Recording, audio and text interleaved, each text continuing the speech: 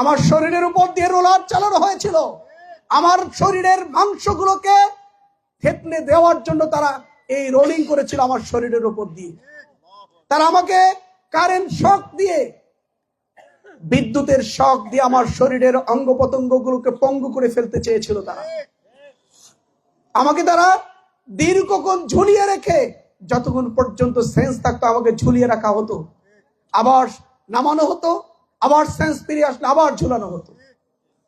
আমার পায়ের তালুতে অনবরত তারা পিটাতে থাকতো, যতক্ষণ পর্যন্ত সেন্স থাকতো। আমার সেন্স যাওয়া পর্যন্ত পিটাতে থাকতো। আবার তারা ডাক্তারের কাছে নিয়ে যেত, আবার ট্রিটমেন্ট করতো, আবার সুস্থ হয়ে আসতাম, সেন্স ফিরতো, আবার তারা পিটাতে থাকতো।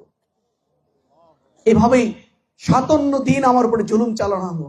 আপনারা জানেন যে ট্যাপের মধ্যে আপনারা একটু নিজেরাই প্র্যাকটিস করবেন, দেখবেন কতক্ষণ থাকতে পারে।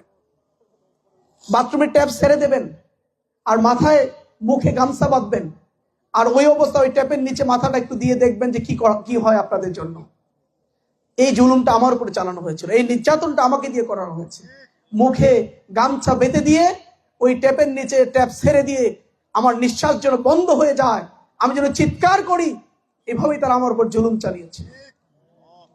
সম্মানিত ভাইরা আমার, আমাকে মুনাজাত করতে বলেছে, আমার চোখ বাঁধা, আমার পা বেঁধে ফেলা হয়েছে। আমাকে বলা হচ্ছে আপনি দোয়া করেন, মুনাজাত করেন আল্লাহর কাছে। কিভাবে মুনাজাত করেন নামাজের মধ্যে সেটা একটু দেখান। আমি খুব সরল বিশ্বাসে দুহাত তুলে আল্লাহর কাছে মুনাজাত করছি, ইয়া আল্লাহ, এই জালেমদের কাছে তুমি আমার মাথাকে তুমি দুর্বল করে দিও না, আমার ঈমানকে তুমি দুর্বল করে দিও না।